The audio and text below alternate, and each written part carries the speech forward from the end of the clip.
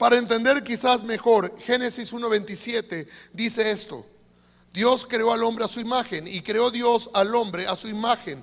Cuando los animales del tiempo de Adán, y aún el mismo diablo que se movía también ahí en el huerto, miraba a Adán, se confundía con Cristo, porque él mostraba la imagen de Dios.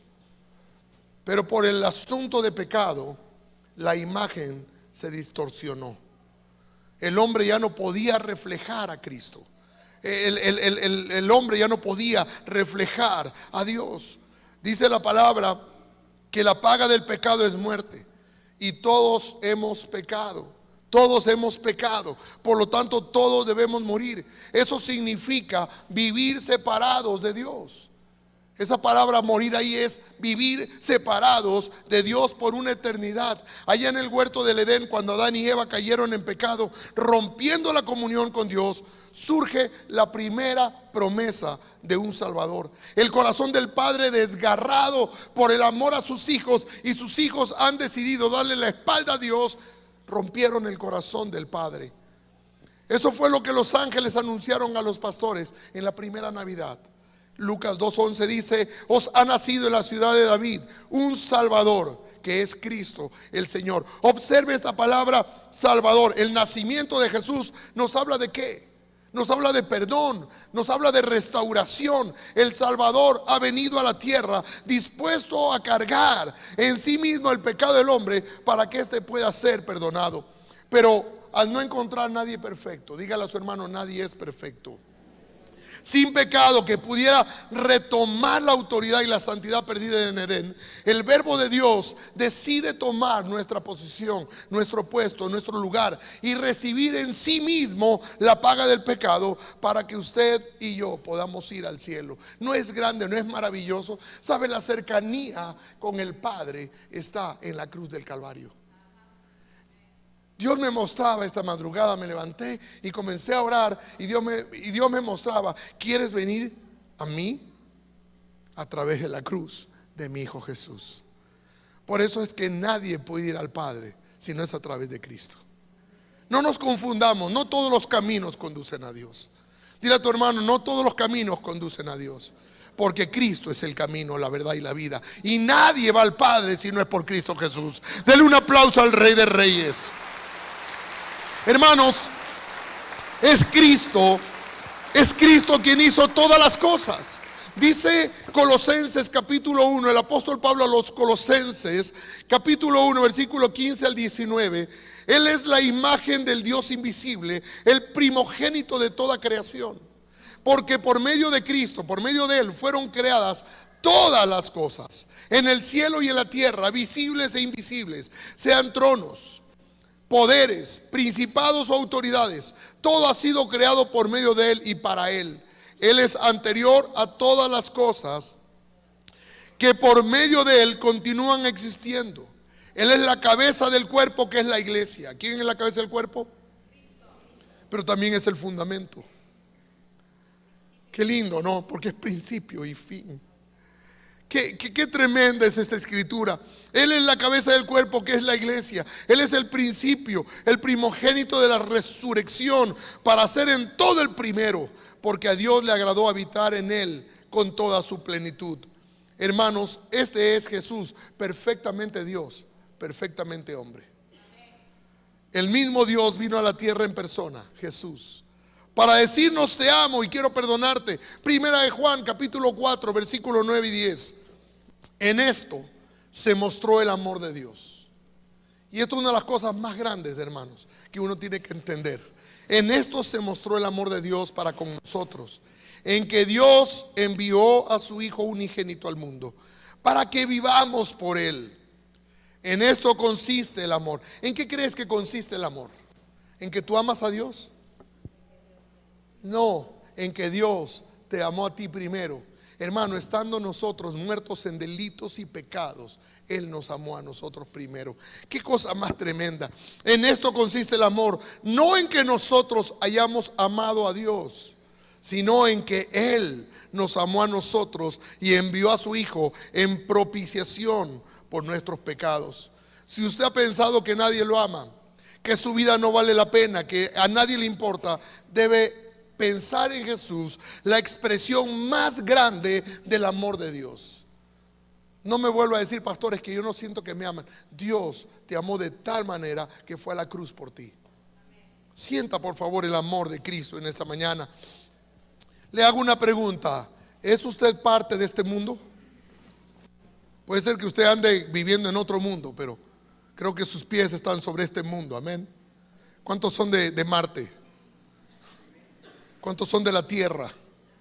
Entonces por eso es que Dios murió por cada uno de nosotros, porque Cristo murió por el mundo y nosotros somos parte del mundo. Una vez más, ponga por favor su nombre en esto: porque de tal manera amó Dios. Diga conmigo: porque de tal manera amó Dios. Ponga su nombre. Ponga su nombre. Que dio a su Hijo unigénito. Para que si Jimmy cree, sea salvo. Qué cosa más linda cuando uno puede decir o personalizar la palabra de Dios.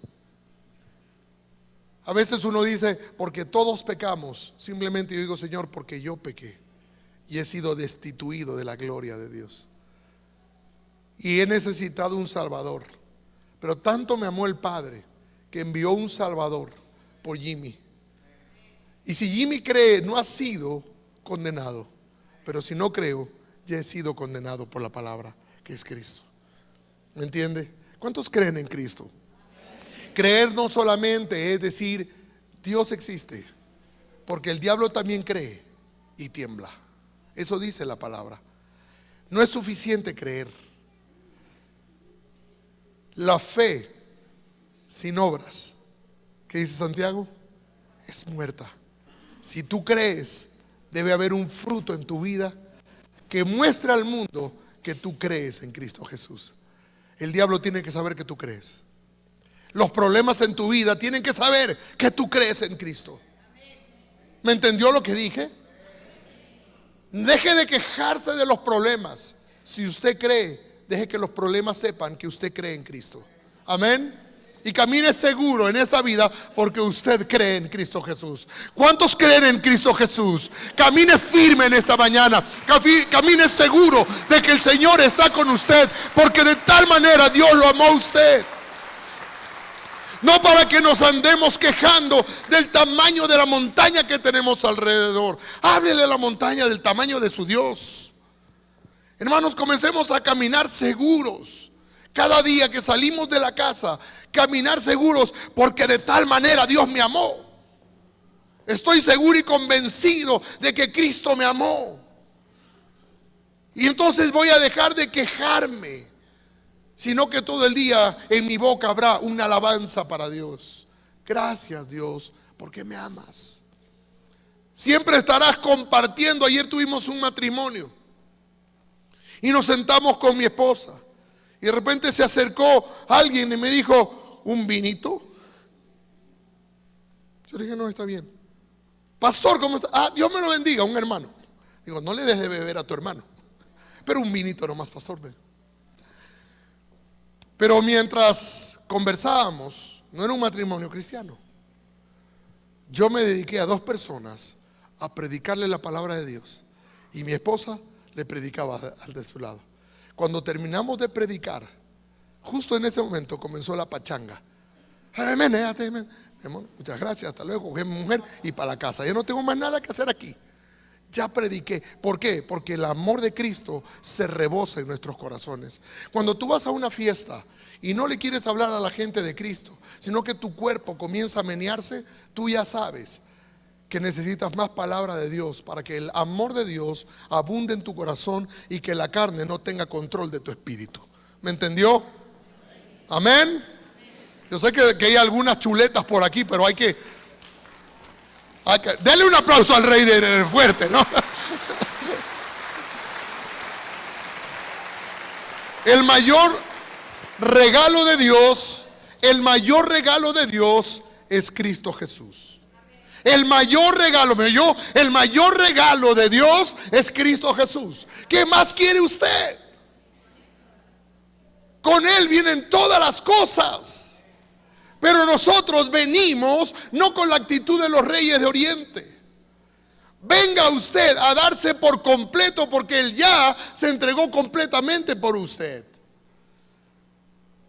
No venga continuamente buscando: Dios, hazme esto, Dios, hazme este favor. Dios, si es que tú haces esto, yo te publico en el Mercurio. En el cielo no se vende el mercurio. Hermanos, cambiemos nuestra actitud. Vengamos buscando a Dios con un corazón agradecido, porque abunda la palabra de Dios en usted.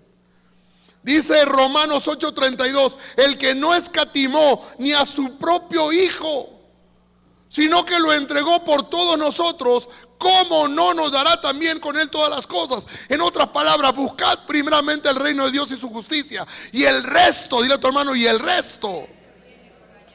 No vengas a la iglesia buscando las manos de Dios. Ven a la iglesia a buscar el rostro de Dios. Hermanos, dejemos de ser carnales, porque cuando entendemos la palabra de Dios, entonces comenzamos a buscar con todo nuestro corazón una comunión íntima con Dios. El resto vendrá por añadidura. Créame, hermano, que el resto vendrá por añadidura. No estemos preocupados de qué voy a vivir mañana. Esté preocupado del día de hoy, de presentarse santo y agradable delante de nuestro Dios. Y deje que Dios haga el resto. El que no escatimó la vida de su propio Hijo, ¿cómo no te va a dar con Él el resto de cosas que tú necesitas? Pero venimos al revés. Venimos buscando qué Dios puede hacer por mí. Déjeme decirle, Dios ya hizo todo por usted y ya no hace más. Porque el hecho de entregar su vida era lo único que usted y yo no podíamos hacer. Él entregó su vida completa porque usted y yo no lo podíamos hacer. Era lo único que nosotros no podemos hacer. Después de la muerte de Jesús, usted y yo podemos hacerlo todo, porque Él nos dio todas las herramientas para lograrlo. Usted quiere vencer al mundo, déjeme decirle, Cristo ya venció al mundo. Y con lo que Cristo hizo, usted y yo tenemos ya la gracia de lograrlo todo. Códigos de vida para vivir.